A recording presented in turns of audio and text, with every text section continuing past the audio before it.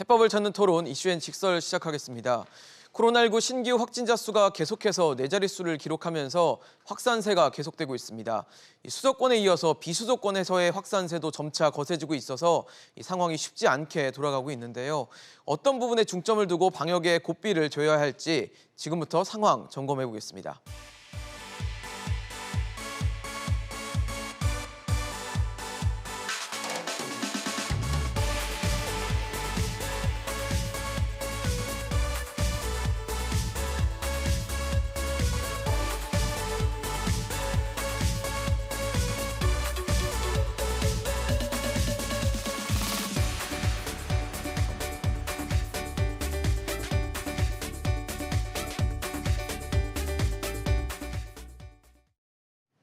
네, 오늘 함께해 주실 전문가 소개하겠습니다. 중앙대 약학대학 설대우 교수 나오셨습니다. 어서 오십시오. 네, 안녕하세요. 교수님, 요즘에 코로나 백신 찾기 참 어렵다라는 얘기 하는데 그 55세부터 59세 사이에 백신 접종 사전 예약을 진행을 했어요. 근데 금방 중단되면서 좀 논란이 일었습니다. 물량이 다 됐다라는 얘기인데 정부는 그러면 백신 이런 추산, 계산 이런 걸 좀 잘못했다라고 봐야 될까요? 아니면 물량 자체가 부족했다 봐야 될까요? 저는 그렇다기보다는 몇 가지 좀 짚어볼 수 있을 것 같은데요. 네. 우선 하나는 사실부터 짚어보고 네. 그다음에 의미나 이런 걸 한번 좀 평가해 보겠습니다. 그렇죠. 우선 하나는 네. 1차적으로 백신 접종을 예약을 하라 하신 분들이 55세부터 59세까지입니다. 네.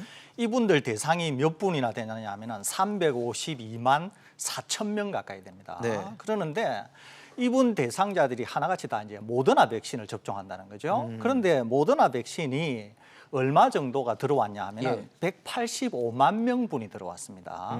그러니까 185만 명만 맞을 수 예약을 해야 있다는- 되는데 맞을 수가 있는데 실제로는 352만 4천 명 정도나 대상자가 되니까 네, 한 절반 정도밖에 안 절반 되거든요. 정도인 거죠. 예. 그러니까 절반 정도만 맞출 수가 있으니까 당국에서 실제로 연령 조정을 해서 해당하는 분들을 산출한 다음에 예약을 하라고 하든지 아니면은 미리 실제로 도입된 것은 185만 명이고 네네. 예약자는 약 2배 정도 되니까 우선순위로 예약 접종을 받겠다든지 이런 걸 사전 공지를 해야 되는데 그렇네요. 공지를 하지 않았다라고 하는 게 첫 번째 이제 문제라고 볼 수가 있습니다. 네.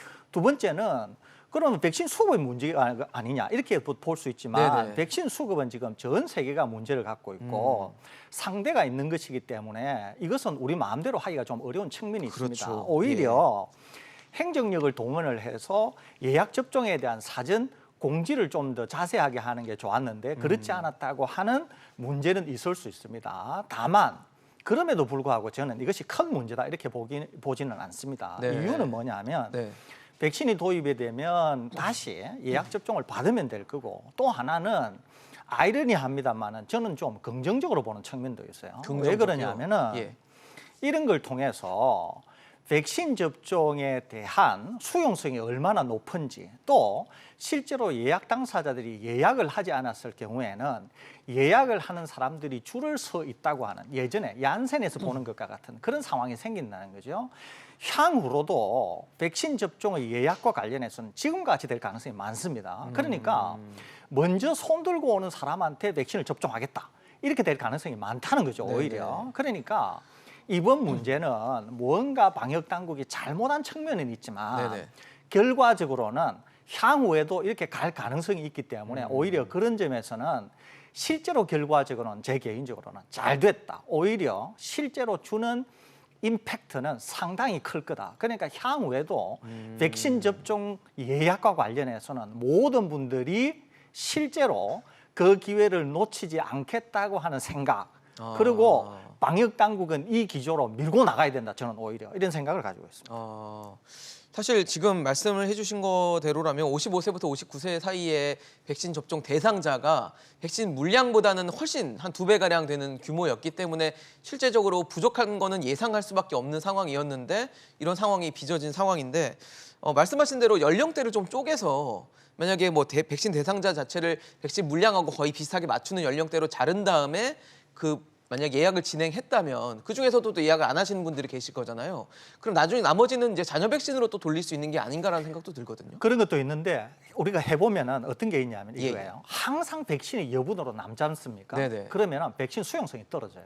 수용성이 떨어져요. 무슨 말이냐면은 예. 예약을 잘 안 합니다, 사람들이. 아, 안 해도 된다, 남아 돈다라는 인식을 준다는 그렇습니다. 말씀이시군요. 그러니까 어떻게 보면 이렇게 적당한 하지 않은데 설명을 드리기 위해서 굳이 말씀을 드린다고 예, 하면은 경쟁을 붙이지 않습니까? 그러면 오히려 예약 접종의 속도나 예약 접종의 동기가 커진다는 거죠. 아, 지금 안 하면 내가 접종을 못 할 수도 있다는 그렇습니다. 생각을 하는 게 예, 되는 그런데 거군요. 백신이 많아가지고 소위 말해서 널널해서 해도 그만 안 해도 그만 그러면 사람들이 예. 백신 접종 예약을 할 것 같죠. 안 한다니까요. 그러니까 오히려 제가 왜 결론적으로 방역 당국이 다소 잘 못한 측면은 있지만 네네. 결론적으로는 잘 됐다 이런 얘기를 드리느냐 하면은 오히려 이런 것들이 백신 접종에 대한 동기를 촉발시킨다는 거죠. 그런 점에서 향후에도 방역 당국은 오히려 이 기조를 유지해야 된다. 이 기조로 가야 된다. 이런 생각을 가지고 있습니다. 그래서 뭔가 백신을 맞고 싶어하는, 맞아야 된다라는 위기감과 의식을 좀 넣어야 된다 말씀이시군요. 사실 지금 수도권에서의 사회적 거리두기가 이제 최고 단계로 격상이 된 상황인데 지금 휴가철이잖아요. 그러다 보니까 이제 비수도권, 그러니까 지방으로 나가시는 분들도 꽤 있거든요. 그러다 보니까 비수도권에서의 어떤 확진자 비중도 좀 치솟는 기조에 있다 보니까 같이 좀 뭐 최고 단계까지는 아니더라도 어느 정도 수위를 맞춰서 격상을 시켜야 되는 건 아닌가라는 목소리가 있는데 좀 어떻게 보십니까? 저는 이제 좀 중립적인 입장을 가지고 있는데요. 예. 그것은 뭐냐면은 지금의 확진을 어떻게 볼 건가 인식의 문제 때문에 그렇습니다. 저는 사실 지금의 방역 상황 그러니까 상당히 나빠진 거죠. 예. 그러니까 지난 화요일 날에 500명대였던 것이 지난 수요일 날에 1200명대로 500명 이상 급증을 하게 됩니다. 그렇죠. 그러면서 이제 4차 유행이라고 하는 얘기가 나오게 되는 것이거든요. 그러니까 이제 위기다 이런 얘기가 나왔는데 예. 저는 위기라고 하는 인식 자체 동의를 하지 않습니다. 기본적으로. 왜 그러냐면은 많은 전문가들이 어떤 얘기를 했냐면 이 얘기를 했거든요. 백신 접종이 일어나게 될 경우에는 심지어 확진자는 다소 늘어날 수가 있다라고 계속 전문가들이 얘기를 했습니다. 그것은 왜 그러냐면은 백신 접종이 주는 사회에 대한 어떤 신호 때문에 그래요. 그러니까 안전한 사회로 간다라고 네네. 하는 신호 때문에 사람들이 다소 긴장이 이완된다는 거죠. 느슨해질 수 있다. 그렇습니다. 그렇기 때문에 확진자는 다소 늘어날 것이다. 이것이 대부분의 전문가들의 예상이었어요. 그런데 왜 지난 수요일 날에 4차 유행을 얘기하면서 공포감이 증폭이 됐느냐 하면은 예. 전문가들이 예상한 확진자보다 숫자가 너무 많이 나왔다는 거예요. 거의 2배 정도로 많이 나온 거예요. 이게 계속 500명, 600명대로 나오다가 그냥 완만하게 500명, 600명, 650명 이렇게 나왔으면은 위기라는 얘기가 안 나왔을 텐데 500명, 600명 나오다가 네. 갑자기 그냥 1000명으로 뛴 거예요. 이게 2배 그렇죠. 이상으로. 그러니까 전문가들조차도 이제 놀랬다는 거죠. 이게. 그런데 저는 전혀 그렇게 생각하지 않습니다. 위기라고 생각하지 않는 거예요. 네. 왜냐하면은 이렇게 넣은 이유가 있을 거 아니에요. 이유를 알게 되면 이제 처방이 있다는 거죠. 그렇죠. 이유는 뭐냐면 저는 한 5가지 정도로 보고 있거든요. 5가지요. 많은 사람들이 델타 변이 얘기하면서 소위 말해서 대도 안 하는 얘기를 하는데 전혀 그렇지 않습니다. 실제로 이유는 첫 번째 이유는 뭐냐면 우리가 지난 코로나를 1년 반을 경험했습니다. 그렇죠. 그러면서 긴 시간 했기 때문에 상당히 경각심이 이제 이완이 됐다는 거죠. 너무 긴 시간에. 그렇죠. 두 번째는 지금의 유행을 누가 주도하고 있냐면 2030 세대가 주도하고 있거든요. 네네네. 그런데 2030 세대가 결정적으로 백신 접종을 하지 않았다는 거예요. 그렇죠. 그런데 이분들이 활동 반경이 넓고 그다음에 대면 접촉이 아주 많다는 거죠. 그런데 네. 이제 백신 접종을 하지 않았다는 거죠. 네. 만일에 이분들도 백신 접종을 했다고 하면 이렇게 확진에 적극적인 기여를 하지 않았을 거예요. 세 번째는 뭐냐면은 6월 말까지 정부가 예정해 놓은 백신 접종의 계획을 초과 달성을 했어요.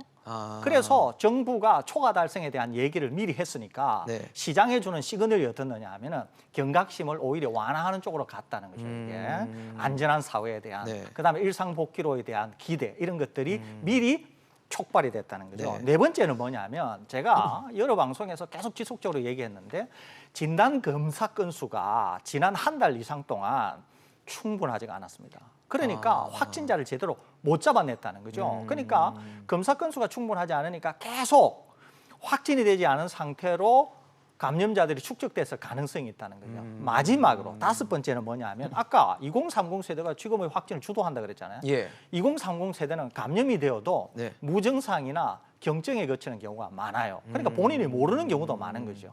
그럼에도 불구하고 전파력은 있다는 거죠. 그러니까 조용한 전파가 지역사회 곳곳에서 일어나다가 순간적으로 폭발한 양상으로 나타났다는 거죠. 그러니까 이런 한 5가지 원인이 있는 거죠. 네네. 거기에다가 많은 대도 안 하는 일부 사람들이 얘기하는 거로 델타 변이를 얘기하는데 네. 지금 우리나라의 확진 상황에서 델타 변이는 지금 유행 확진에서 10% 정도밖에 되지 않거든요. 그러니까 지난 수요일로 거슬러 올라가게 되면은 10%보다 더 낮거든요, 이게. 네네. 그런데 무슨 이게 지금의 확산을 촉발하고 그랬느냐는 거죠. 그러니까 아까 말씀드린 것처럼 5가지 원인이 있으니까 제일 중요한 것은 뭐냐 하면은 거리두기를 통해서 지금 쪼여 붙이게 되면은 이것은 분명히 어느 정도 성과가 날 것이거든요. 성과가 난 다음에는 어떻게 할 건가? 이것은 제가 조금 이따가 다시 조목조목 설명드리도록 하겠습니다. 사실 문제의 이유, 현재 상황이 이렇게 급증한 데 대한 이유를 한 5가지 정도로 꼽아 주셨는데 그중에 상당수를 차지하는 것 중에 하나가 이제 경각심이 좀 느슨해졌다라는 거는 이번에 사회적 거리두기가 격상이 되면서 좀 어느 정도 잡힐 수 있을 것 같다라는 생각은 드는데 많은 분들이 지적하는 것 중에 하나가 델타 변이였잖아요. 근데 델타 변이에 대해서 너무 과도하게 생각하면 안 된다라는 지금 신호를 주셨어요. 근데 사실 많은 분들이 생각하는 게 감염력 자체가 기존 코로나 바이러스 혹은 알파 변이보다도 델타 변이가 훨씬 더 높다라는 걸 인식을 하고 있는데 그건 그럼 틀린 겁니까? 틀리지는 않습니다. 그러니까 전파력이 예. 1.7배 정도 높다고 하는 건 사실이기는 해요. 그러는데 우선 꼭 기억하셔야 될 것은 뭐냐면은 예. 이게 마스크를 뚫지 못한다는 거예요. 가령 예를 들면 이런 겁니다. 확진이 지금보다 더 나빠졌어요. 막 하루에 확진자가 막 3,000명씩 나오는 거예요. 네네네. 국민들이 깜짝 놀라겠죠? 놀래죠. 예, 그래서 거리두기를 하고 다 마스크를 쓰면 어떻게 될까요? 차단되나요? 이게 마스크를 뚫어가지고도 3,000명에서 4,000명, 5,000명, 6,000명이 나올 거예요. 그렇지 않다는 거예요. 많은 사람들이 착각하는 거예요. 델타 변이는 천하무적이라서 우리가 무슨 수단을 동원해도 통제가 안 될 거라고 생각하는 거죠. 예, 예. 인도로 한번 가볼까요? 인도. 네네. 델타 변이의 주산지가 그렇죠. 인도잖아요. 인도에서- 인도가 하루에 40만 명, 50만 명이 나온 적도 있습니다. 인도가 뭘 했느냐 하면은 예. 백신을 적극적으로 접종을 했거든요. 그러면서 지금은 인도가 10만 명 이하로 떨어졌거든요. 그러면은 델타 변이의 주산지고 거의 80에서 90% 확진이 델타 변이에서 주도되는 인도는 40만을 찍고 50만을 찍고 100만을 찍고 막 1000만을 찍고 이렇게 확산돼야 될 것 같잖아요. 그러지 않다는 거죠. 그러니까 델타 변이에 대해서 많은 분들이 오해하고 있는데 첫째 하나는 우리가 무슨 수단을 동원해도 확산이 될 거라고 하는 가짜 뉴스. 두 번째는 백신도 무력화시킬 거라고 하는 가짜 뉴스라는 거예요. 왜 그래요? 조금 전에 인도 말씀드렸잖아요. 백신 접종을 하면서 델타 변이를 통제했다고 말씀드렸잖아요. 네네. 그렇기 때문에 델타 변이도 여전히 코로나 바이러스이고 네. 제가 다른 방송에서 말씀드린 것처럼 개가 다소 변이를 일으켜도 키가 좀 작고 크기가 작고 약간 사나워지고 하는 수준이지만 다 개잖아요. 이게 호랑이나 사자가 안 되거든요. 네네. 근데 많은 분들이 어떻게 생각하느냐 하면은 코로나라고 하는 개가 변이를 일으키면은 사자나 호랑이로 변한다고 생각하는 거예요. 그렇지 않다는 거예요. 그냥 개라는 거예요, 개는. 그렇기 때문에 백신 접종만 속도감 있게 일어나면은 아무 걱정할 게 없다는 거예요. 우선은 그런 인식을 가지는 것이 대단히 중요합니다. 그러면 결과적으로 지금 박사님 말씀을 들어보면 교수님 말씀을 들어보면 그 지나치게 겁내거나 이러기보다는 백신 접종 잘 하고 그리고 마스크도 잘 쓰고 하면 예방이 가능하다라고 봐야겠네요. 아무것도 아니죠. 예를 들면 이런 거예요. 제가 조금 전에 이제 설명을 드리다가 말한 것 중에 하나가 이거예요. 자, 백신이 있는 세상과 백신이 없는 세상으로 우리는 둘로 나뉘거든요. 네네. 백신이 없는 세상에서 바이러스를 통제할 수 있는 방법은 딱 2가지예요. 하나가 사회적 거리두기, 두 번째가 마스크. 이거 2가지거든요. 바이러스가 많이 나오잖아요. 그러면은 사회적 거리두기를 강화하고 마스크를 쓰고 하면은 줄어들어요. 줄어들면은 다시 원성이 자자하니까 제한을 풀잖아요. 풀면 어떻게 돼요? 다시 또 바이러스가 확산되고. 늘어나잖아요. 백신이 없을 때에는 계속 고무줄처럼 늘어났다가 줄어들었다가 하는 거예요. 인간이 할 수 있는 건 오로지 2가지. 사회적 거리두기와 마스크밖에 없다는 거죠. 네네. 그렇지만은 바이러스를 없앨 수가 없어요, 이거는. 백신이 있는 세상으로 가면 어떻게 되느냐? 예. 백신이 있잖아요. 예. 백신이 있으면 어떻게 되냐면은 백신이 없는 세상은 바이러스가 주도하고 우리가 뒤를 따라가면서 거리두기를 하고 마스크 착용을 하는 거예요. 그렇죠. 백신이 있는 세상에서는 어떻게 되냐면은 우리가 통제를 할 수 있는 거예요. 우리가 주도권을 능동적으로. 갖고 통제를 할 수 있는 거예요. 예를 들어 보겠습니다. 영국의 사례를 예를 들어 볼게요. 영국의 인구가 얼마가 되냐 하면은 6,778만 명 정도 된다고 2020년에 추계입니다. 네. 그러는데 지금까지 영국은 512만여 명이 확진이 되고 사망이 12만 8천 명 가까이 돼요. 최대 확진은 2021년 1월 8일 날에 하루 6만 7,800명 정도가 나왔습니다. 사망자는 그로부터 2주 후에 하루에 1,823명이 나왔어요. 이때는 백신을 접종하기 전입니다. 네네. 백신을 접종하고 나서 지금 상황 7월 5일부터 7월 11일까지를 보면은 7월 5일 날에는 확진자가 26,800명, 사망이 9명. 7월 6일 날에는 확진자가 28,200명 정도 되고 사망자가 37명. 7월 7일은 31,900여 명 정도 확진자의 사망은 33명. 7월 8일은 32,000명 정도의 확진에 35명. 7월 9일은 35,000명 정도의 확진자의 29명 이렇습니다. 비율로 따지면은 네. 최근의 상황에서는 치명률이 0.1% 정도 되거든요. 0.1%. 그래서 영국은 뭐라고 얘기를 했냐면 우리는 독감 수준으로 관리하고 완전 일상 복귀한다. 더 이상 코로나와의 전쟁을 옛날같이 하지 않겠다라고 선언을 했어요. 왜 그러느냐? 독감의 치명률이 0.1% 정도 됩니다. 네, 우리나라가. 네. 그러는데 우리나라는 전 세계에서 독감 치명률이 아주 낮은 국가예요. 네, 의료보험 체계가 잘 돼 있기 때문에. 그런데 선진 국가는 의료보험 체계가 독감을 치료하기에 어렵기 때문에 치명률이 우리보다 훨씬 높습니다. 영국의 지금 상황은 어떠느냐? 예. 독감보다 치명률이 코로나가 낮다는 거죠. 낮아요. 그러면은 독감이라고 해서 사망자가 없고 그러면 백신이 없고 치료제가 없느냐? 있잖아요. 그렇다고 해서 독감이라고 시즌에 겨울 시즌에 봉쇄하고 하나요? 안 하잖아요. 안 하잖아요. 그런데 지금 영국은 방금 제가 말씀해드린 상황으로 왔으니까 영국은 이제는 백신 접종을 했기 때문에 독감으로 취급해도 되겠다는 거예요. 그러면 영국은 백신 접종을 얼마 했느냐? 예. 1차 접종을 87.1%, 네. 2차 접종을 66% 정도 했다는 거예요. 우리는 지난 2달 동안에 치명률이 얼마나 되느냐? 지난 2달이면은 백신 접종을 하고 본격화됐다 이렇게 볼 수 있거든요. 네네. 우리나라는 지난 2달 동안에 치명률이 얼마 정도 되느냐 하면 0.3895 정도 됩니다. 지금까지의 치명률이 1.21 정도 되니까 네. 지금까지는 독감보다 12배 정도 높다고 볼 수 그렇죠. 있는 거죠. 지난 2달 동안에는 0.3895니까 한 거의 3-4배 4배, 정도? 한 네. 4배 4배 정도 정도 높다고 되겠는 볼 수 거죠. 있는 거죠. 네. 왜 그럴까요? 백신 접종이 우리는 1차 접종이 30%, 2차 접종이 11%밖에 안 되거든요. 백신 접종이 더 되어서 앞으로 60, 70% 정도 되어서 영국 상황이 되면 어떻게 될까요? 결국 독감 수준으로 떨어질 거예요, 치명률이. 그러면 우리도 백신 접종률이 높아지면 영국처럼 지금 영국이 뭐 위드 코로나라서 이제 코로나를 같이 살겠다라고 하고 있는데 우리도 그러면 그런 추세로 갈 수 있다는 얘기시네요. 당연하지 않겠어요. 상식이 있고 우리가 이 지적 능력이 있으면 당연히 그렇게 판단할 수 있지 않겠어요. 그러니까 거리두기를 걱정할 게 아니라 우리는 지금 당장 뭘 해야 되겠어요? 백신 접종을 해야 접종의 된다. 속도를 내야 된다는 거예요. 백신 접종의 속도를 내면은 하루에 확진자가 얼마나 나오느냐 하는 건 중요하지 않다는 거예요. 영국이 하루에 3만 명씩 나와도 그렇게요. 걱정하지 않는다는 거예요. 무슨 말이냐 하면은 독감 수준으로 떨어뜨리게 되면은 거리두기를 해서 소상공인 자영업자를 죽이는 형태의 거리두기를 할 아무런 이유가 없다는 거예요. 결국 답은 백신에 있다라는 얘기죠. 그렇습니다. 결국은 답은 백신에 있다는 거죠. 제가 드리는 말씀이 뭐냐면 아까 말씀드렸잖아요. 세상은 두 개로 나누어진다. 백신이 없는 세상과 백신이 있는 세상. 백신이 없는 세상은 바이러스가 주도하고 우리가 할 수 있는 것은 거리두기와 마스크밖에 없지만 백신이 있는 세상은 우리가 주도할 수 있다는 거예요. 확진자가 많이 나와도 치명률은 더 떨어진다는 거예요. 지금 우리나라는 위중증으로 얼마 빠지느냐 하면 매일 확진자의 0.2에서 0.3% 정도가 위중증으로 빠집니다.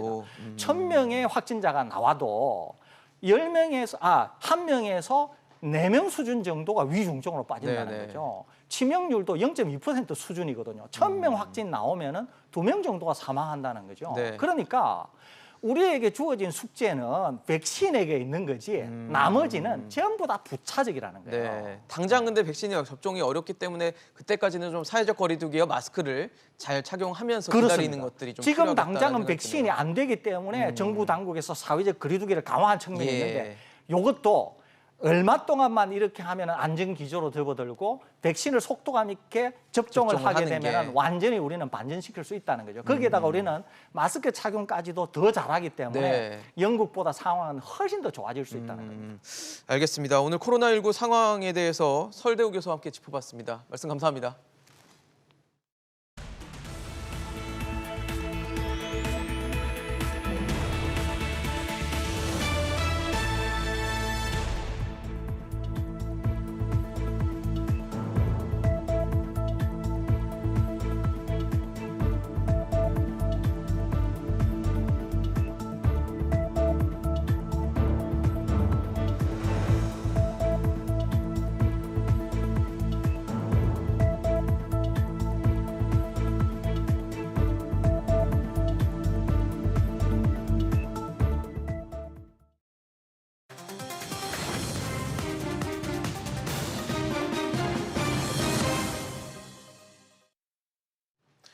수도권에서의 사회적 거리두기 4단계가 시행되면서 소상공인들이 다시 한번 벼랑 끝으로 내몰렸습니다. 이런 상황에서 당정은 아직도 2차 추경을 두고 갈팡질팡하는 모습을 보이고 있는데요. 과연 무엇이 최선인지 정치권의 책임 있는 고민과 결정이 필요하겠죠. 오늘 관련 얘기 풀어주실 두 분 소개하겠습니다. 김경진 전 국회의원, 김수민 시사평론가 나오셨습니다. 어서 오십시오. 네, 맞습니다. 네, 전국민 재난지원금이냐 아니면 80%에게 줄 것이냐를 두고 민주당 송영길 대표와 국민의힘 이준석 대표가 만났습니다. 만나서 이 부분에 대해서 이제 전 국민에게 주기로 합의했다라는 얘기를 공식적으로 밝혔는데 그리고 나서 한 100분, 그러니까 1시간 40분 정도 지나서 또 국민의힘 쪽에서 번복하는 일이 벌어지다 보니까 또다시 혼란으로 빠지게 됐다라는 좀 생각이 드는데요. 예. 어떻게 봐야 될까요? 그러니까 이제 이 부분이 이게 쉽지 않은 문제 같아요. 보면 국민의힘 내부에서도 당 대표는 결국은 이제 전 국민 다 지급하는 부분에 대해서 동의할 수 있다라고 네. 했지만 사실은 대부분의 국회의원들은 반대 의견이 좀 강한 것 같고요. 당내에는 이견이 있는 거죠. 예, 이견이 상당히 있는 것 같고 예. 민주당도 원래 이 문제 때문에 사실은 정책 의총을 했었습니다. 네네. 근데 의원들끼리 합의가 안 돼가지고 그러면 지도부에 위임하자 이렇게 됐었고 사실은 지도부에서 얼마만큼 논의를 거쳐서 지금 송영길 대표하고 이게 대표 회담에 이 네. 문제를 넘겼는지는 모르겠지만 하여튼 지금 그런 상황인 것 같고요. 또 민주당의 대선 후보들도 지금 3대 3으로 의견이 갈리고 있거든요. 그렇죠. 보면 예. 그러다 보니까 쉽지 않은 문제인데 그냥 결론적으로 말씀드리면 제가 볼 때는 80% 지급하나 이제 100% 지급을 하나 지금 그냥 순 예산 차이로 보면 한 2조 6천억 차이가 난다는 것 네네. 같고요. 그 카드 소비 진작에 들어가는 부분이 한 1조 1, 2천억 되니까 그렇죠. 그 부분을 만약에 이게 이쪽으로 합산을 해서 넣는다면 실제 예산 차이는 한 1조 5천억 정도밖에 안 되니까 그냥 이렇게 긴 시간 논쟁을 하느니 그냥 차라리 전 국민 지급으로 빨리 의사결정을 하는 것이 전체적으로 보면 국정에 효율적일 수도 있겠구나라는 생각이 제 개인적인 의견입니다. 그러니까 신속한 의사결정이 더 필요할 때다라는 네, 부분을 네. 지적을 해주셨습니다. 평론가님은 어떻게 좀 보셨어요, 이 모습을? 네, 이준석 대표가 좀 억울할 수 있겠다는 생각을 했습니다. 왜냐하면 이 합의 내용을 보면은 예. 전국민 재난지원 그 지급에 대해서는 네. 좀 추후에 논의하고 앞서서는 좀 두텁게 뭐 소상공인이라든지 예. 이쪽을 지원하는 것으로 가닥을 잡은 것 같거든요. 물론 네네. 이 과정에서 뭐 대표하고 국민의힘의 당직자, 뭐 대변인이라든지 이쪽하고 소통이 제대로 되었는가 이런 좀 초보적인 것들까지도 도마에 다시 올라오는 모양인데 이준석 대표가 덜커덕 다 당장에 전국민 재난지원금 지급하자 이렇게 합의한 건 아닌 것 같습니다. 근데 이제 좀 그런 것들이 정리가 안 된 상황에서 당내의 공격을 좀 받는 것 같고요. 네네. 그러니까 어쨌든 뒤로 미루는 모양새인 것 같은데 예, 그것이 사실이라면 이제 이준석 대표는 좀 억울하겠다라고 생각이 됩니다. 근데 그리고 사실 네. 내부에서 어떤 일이 있었는지보다는 국민들은 지금 결정이 되느냐 안 되느냐 이 표면적인 게 굉장히 중요한 건데 발표를 했다가 또 번복을 하니까 그 모양새에 대해서는 이제 국민들은 좀 분노할 수 있거든요. 그렇죠. 분노도 분노인데 이준석 대표의 당내의 리더십이 확고하지 않구나, 정착되지 그렇죠. 않았구나라고 의구심이 들 수 하는 있죠. 예, 이것만큼은 분명하게 드러나 보이는 그런 게 있기 때문에 이준석 대표 좀 타격을 받았다라고 볼 수가 있겠고 그리고 앞으로 만약에 국민의힘에서 이 대표가 80% 주나 100% 주나 같은 거 아니냐, 뭐 그렇게 큰 차이 없지 않느냐, 100%로 가자라고 했을 때 당내에서 뒷받침해 줄 수 있는 사람도 좀 많지 않겠다는 생각이 들어요. 사실 여기에 윤희숙 의원이 반발을 네. 하고 나섰는데 당내 스펙트럼에서 봤을 때 윤희숙 의원하고 이준석 대표하고 크게 차이가 나는 정치는 상황은 아니거든요. 아니군요. 근데 사실 이 전국민 재난지원금은 지난 총선 때 당시 미래통합당이 먼저 제기를 했습니다. 거꾸로 정부에서 먼저 전국민 지급하자고 얘기를 못 하고 있을 때 네. 얘기를 했던 건데, 공교롭게도 그때 이 논의를 주도했던 100% 지급을 주도했던 분들이 황교안 대표하고 김종인 당시 선거 대책위원장이었거든요. 선대위원장. 두 분 다 네. 지금 당에 어떤 지도력이 없는 상태예요. 그렇네요. 그럼 이준석 대표가 본인을 받쳐줄 수 있는 사람이 별로 없다. 그리고 이준석 대표 보고 유승민 계다라고 얘기를 하지만 유승민 전 의원 당시에 황교안, 김종인 지도부에 대해서 반발했었습니다. 아, 전국민 지급하면 안 된다고. 안 된다. 그래서 이 대표가 전국민 재난지원금의 합의를 앞으로도 해주기는 굉장히 어려울 거다, 이렇게 전망이 됩니다. 사실 이 재난지원금에 재원이 될 수 있는 게 지금 2차 추경인데 네, 네. 추경안을 두고도 지금 계속 얘기가 되고 있는 게, 여당이 민주당에서는 추경안을 좀 증액할 수 있다. 그러니까 세수 확보에 여력이 있기 때문에 증액도 좀 가능하다라는 입장을 밝히고 있는 반면에 홍남기 경제부총리, 그러니까 정부에서는 이 더 이상 증액하는 건 좀 힘들다라는 입장을 갖고 있거든요. 현재 상황에서 추경을 증액하는 것에 대해서는 좀 어떻게 보십니까? 글쎄 이제 워낙 이게 통화 정책에 있어서 사실은 법도 원칙도 없는 세상이 돼버리다 보니까 전 세계가 도대체 이게 뭐가 가능하냐에 대해서 이제 기준이 다들 흐릿해졌죠. 그렇겠죠. 예, 근데 1월부터 5월까지 세수 통계로만 보면 네. 예상했던 세수 통계보다도 한 43조 정도가 더 거쳤다라고 하는 얘기가 있어요, 보면. 예. 그러니까 그 세수가 더 거쳤다고 하는 그것만 가지고 본다면 증액할 수 있는 거 아니냐, 이렇게 얘기도 될 수 원래 있겠지만 정부가 2차 추경할 때 예산했던 게 초과 세수가 31조 원 정도였거든요. 네. 그러니까 12조 원 정도는 더 더 거친다는 거쳤다. 얘기니까. 근데 그것만 가지고 보면 그러는데 예, 예. 실은 1년 전체로 본다면 그렇죠. 작년 한 해 동안 우리나라 국가 부채가 120조가 늘어났거든요. 그러니까 문재인 정부 출범할 때 GDP 대비 국가 부채율이 38%에서 출발을 했는데 그렇죠. 지금 48%와 있잖아요, 보면. 그러니까 4년 몇 개월 만에 10%가 지금 10% 증액이 돼 포인트가 있고 늘었죠. 앞으로 한 3, 4년 지나면 그 60% 육박할 거라는 거 아니겠습니까? 그러니까 문정부 들어와서 어마어마하게 매년 지금 부채를 풀었으니까. 늘려가고 있는 이 상황 속에서 잠시 반짝 세수가 증가했다, 무슨 부동산 관련이라든지 뭐 이렇게 수출이 일부 잘 되고 있어서 예. 세수가 증가했다라고 해서 이 어마어마한 부채 증가에 비하면 사실은 그거는 미미한 부분이란 말이에요. 보면. 그래서 그 조그마한 세수 증가의 포인트를 두고 민주당 아마 여당 내에서는 지금 어려운 시기니까 이렇게 좀 더 어떻게 보면 지원금을 좀 확대하자, 추경액을 확대하자, 네. 이런 입장인 것 같은데 살림을 총괄하는 부총리 입장에서는 고민이 많겠죠, 정말. 그렇죠. 네.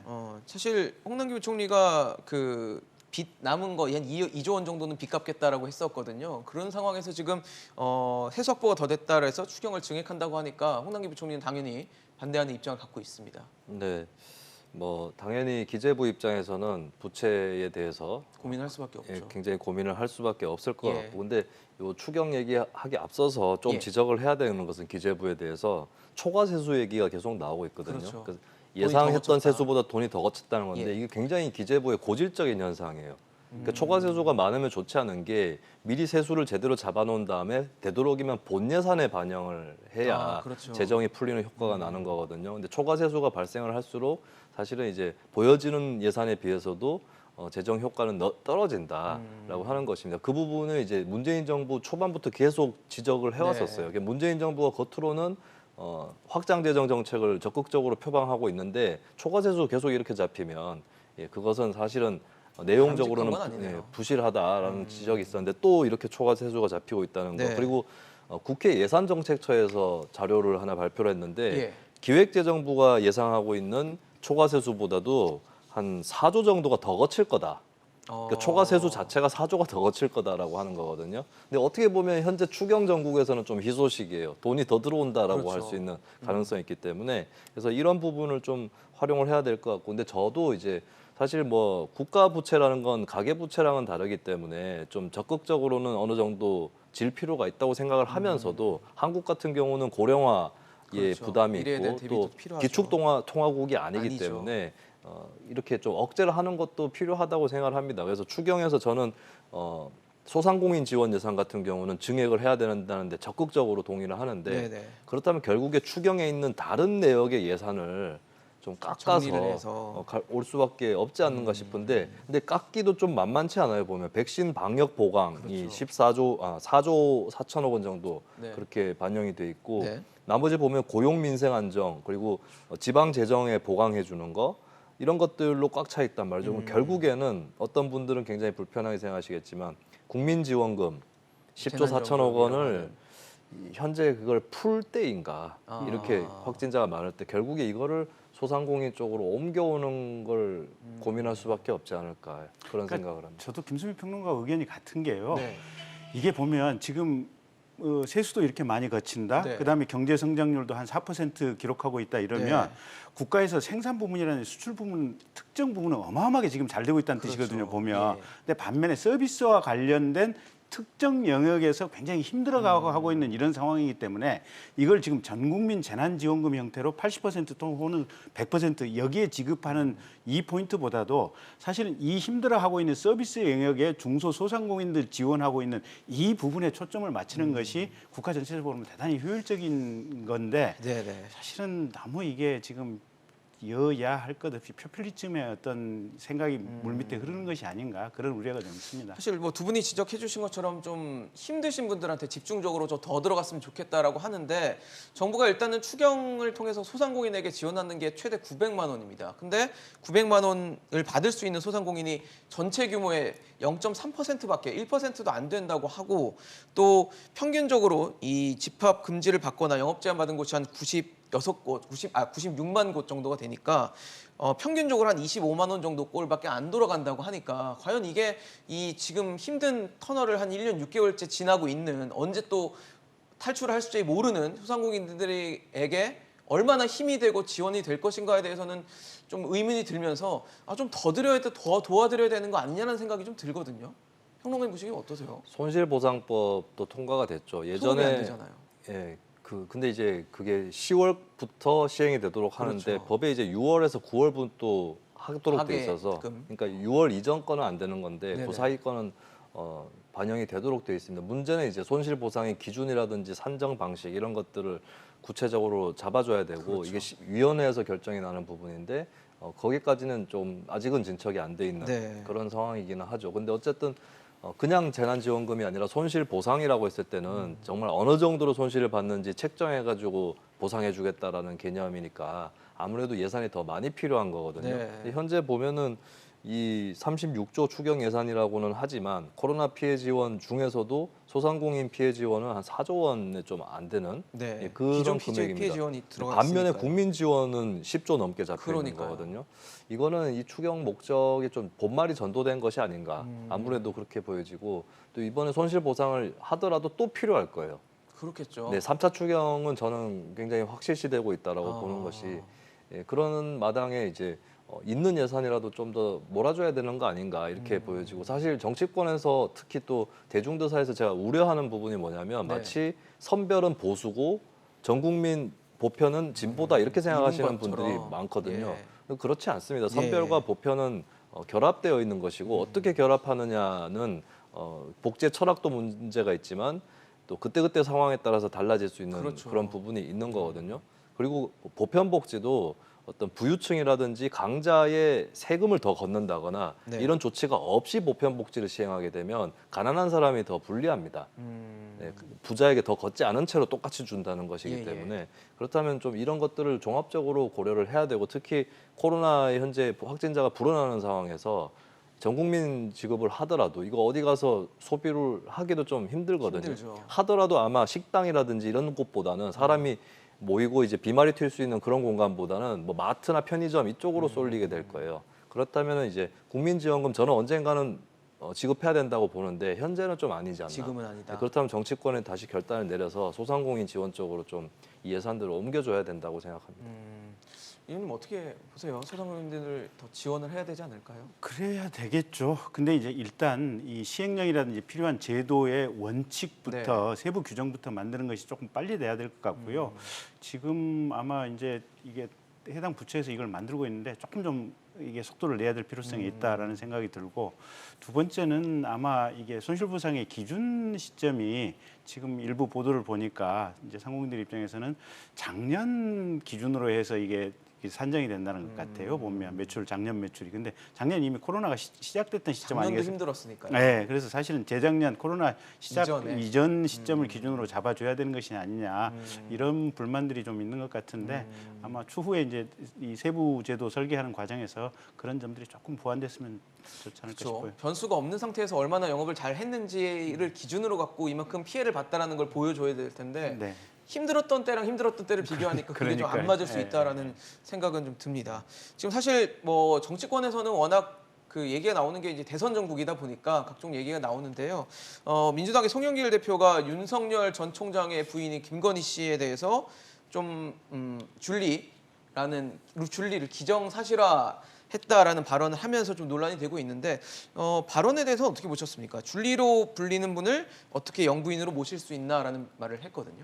이게 참 프레임이 무섭다는 생각을 하게 됩니다. 송영길 대표도 아주 깊은 생각을 갖고 저렇게 얘기를 했을까 좀 그런 생각이 들거든요. 근데 이게 이런 현상이 징후가 보였던 게 글쎄요, 이게 몇 달 정도 된 일인지 기억이 잘 안 나는데 그 포털 사이트나 이쪽 댓글에 보면은 네. 윤석열 전 총장 관련 기사가 뜨면 댓글에 계속 줄리라는 게 떴었어요. 아. 이렇게 표면화되기 전에도 예. 주로 다른 의혹들도 있는데 유독 줄리라는 말을 많이 썼었거든요.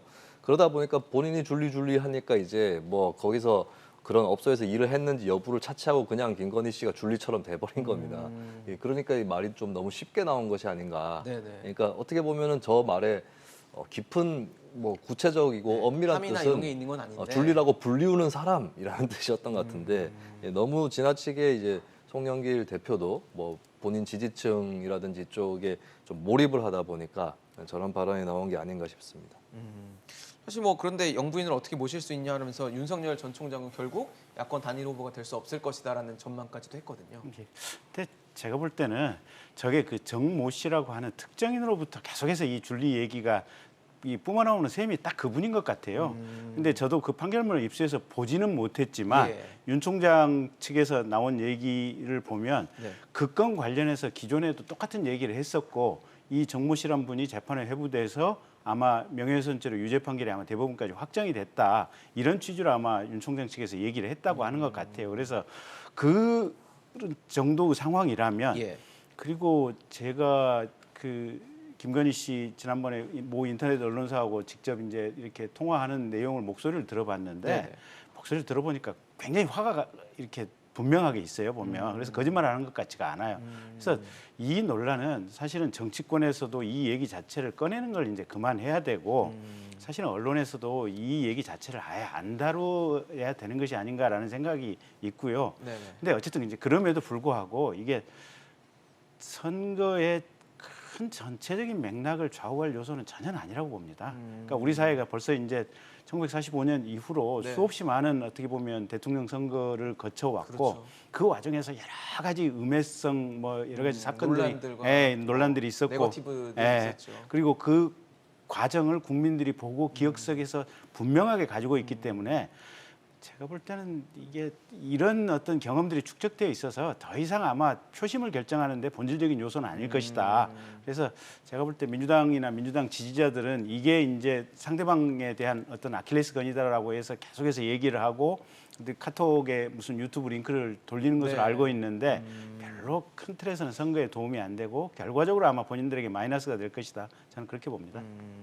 사실 윤석열 전 총장의 부인 관련 의혹을 취재하던 MBC 기자가 경찰을 사칭하면서 또 논란이 되고 있는데 김의겸 열린민주당 의원이 이제 한겨레 기자 출신이잖아요. 이게 잘못된 일이라면서도 이제 본인 나이 또래에서는 뭐 한두 번 안 해본 사람 없을 것이다. 뭐 흔히 있었던 일이다라는 표현을 하면서 또 그 발언이 또 논란이 되고 있는데 좀 어떻게 보셨습니까? 언론 윤리의 후퇴 발언이었다고 보여지고요. 뭐 본인 나이 또래라고 조금 한정을 하시긴 했는데 예. 지금으로부터 16년 전에 제법 오래전에 있었던 일입니다. 2005년에 MBC PD 수첩이 황우석 박사 줄기세포 이거를 취재하는 과정에서 미국에서 이제 관련 연구원을 만난 자리에서 검찰 수사가 시작될 것이다. 라고 얘기를 했거든요. 근데 사실 그게 어떻게 보면 예언이라고 봤을 때는 거짓말은 아닌 거예요. 네네. 근데 그게 이제 압박이 될 수 있고 취재원한테 마치 검찰하고 다 얘기가 된 것처럼 검찰도 이 사실을 알고 있는 것처럼 하는 뉘앙스도 비춰질 좀 수 있었기 있다는. 때문에 네. 그래서 그때 한학수 PD가 사실 취재한 내용의 대체로의 내용들은 옳은 내용이었습니다. 그 역사적인 취재였었고 그럼에도 이 부분은 좀 취재윤리에 문제가 있었다라고 해서 감봉 조치가 내려진 적이 있었거든요. 그리고 PD 수첩이 그것 때문에 폐지 위기까지 갔었습니다.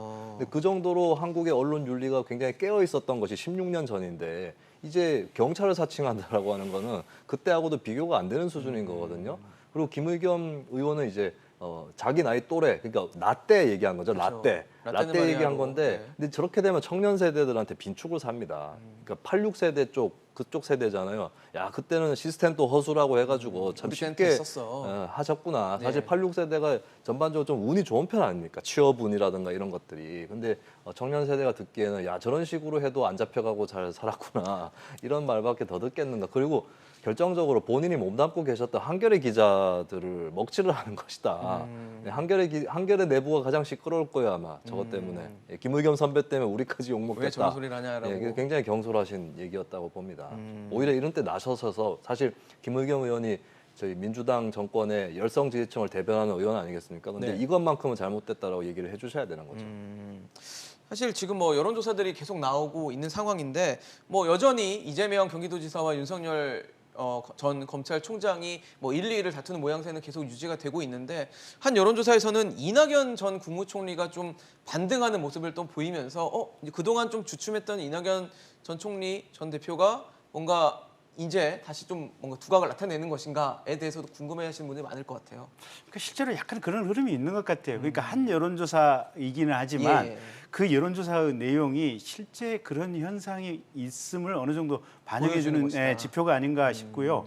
그게 이제 그 컷오프하는 이제 예비 경선 과정에서 네. 이재명 지사 같은 경우는 본인이 그 전에 주장했던 기본소득이라든지 여러 가지 문제에 대해서 네네. 사실은 딱 부러진 대답을 못했죠. 오히려 자기 입장에 대해서 그냥 변명하는 듯한 자세가 많이 보이다, 부동스러운 표현으로. 보이다 보니까 오히려 상당히 안정감 있어 보이는 게 이낙연 전 대표가 아니었나 싶기도 하고 또 민주당 당내 같은 경우는 검찰 개혁이라든지 조국 수사에 대한 관점, 뭐 조국시에 대한 현재의 시각 이런 부분들이 이제 강성 지지자들에게 대단히 중요한 문제인데 네.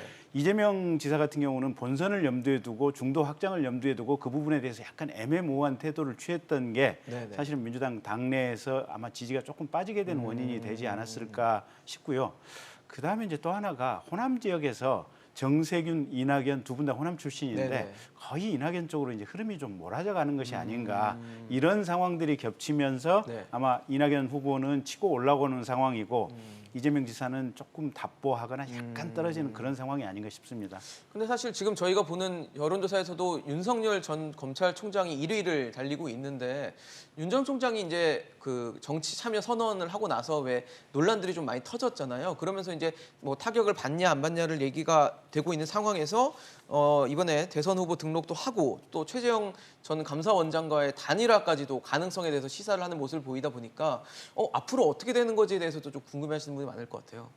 일단 윤석열 전 총장의 현재 심사로는 국민의힘의 경선을 할 때 입당을 하는 것을 좀 피하고 싶어하는 것 같아요. 그럼 경선 후에를 고민할까요? 그렇죠. 경선 후에 입당을 하든 아니면 단일화를 하든. 아예 단일화를. 네, 그래서 그 힌트가 윤석열 전 총장 최근 행보가 굉장히 우경화돼 있었거든요. 근데 그것은 거꾸로 내가 국민의힘에 안 들어가는 전제 하에서 오른쪽 표를 노리고 싶다라고 하는 그런 신호일 수 있었던 겁니다. 그리고 어제 또 진중권 네, 작가가 네. 본인이 출연하는 방송을 통해서 윤석열 전 총장 만났다라고 얘기하면서 국민의힘에 안 들어가고 싶어하더라라고 얘기를 했거든요. 이런 때 좋은 것은 지난번 서울시장 보궐선거 때 안철수 금태섭 후보가 따로 그 경선을 했었죠.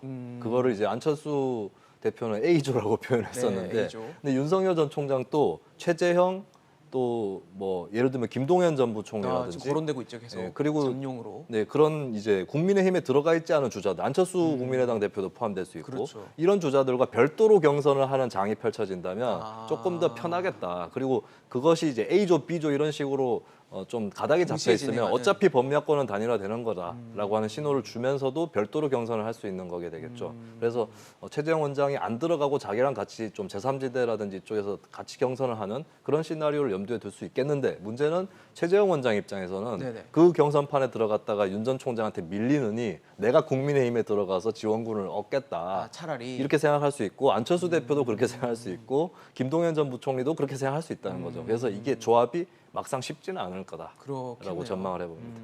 의원님 어떻게 전망하세요? 글쎄 제가 볼 때는 이 A조 B조 경선이 만약에 범야권 차원에서 이루어진다면 제가 볼 때는 범야권의 파이가 어마어마하게 커지면서 그렇네요. 거의 범야권 대선 필승부도로 갈 수 있는 흐름이 아닌가 싶긴 한데 일단 주목을 받을 것 같긴 해요. 그렇죠. 그러니까 네. 언론에 있어서 예. 사실은 이게 마치 중도 지역 리그라고 지금 이렇게 보여지는 부분이 예. 있지 않습니까? 그러면 사실은 요 국민의힘 내부 경선, 그다음에 요 지금 중도 지역 지역의 경선, 그다음에 경선? 민주당 경선 네. 세 개인데 언론의 3분의 2를 차지할 수밖에 그렇죠. 없는 구도가 되는 거거든요. 그러면서 국민의 시야가 이쪽으로 쏠리면서 주목을 거의 받겠죠. 그냥 대선의 흐름이 이쪽으로 갈 수 있는 이런 상황인데 문제는 이제 김수민 평론가 얘기한 대로 과연 최재형 감사원장이 이 리그에 들어갈 것이냐. 그렇죠. 예.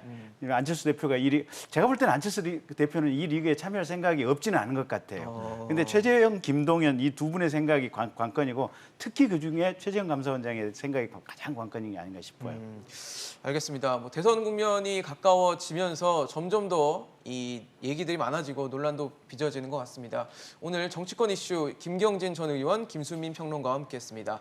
오늘 이슈앤직설을 준비한 소식 여기까지입니다. 지금까지 시청해주신 여러분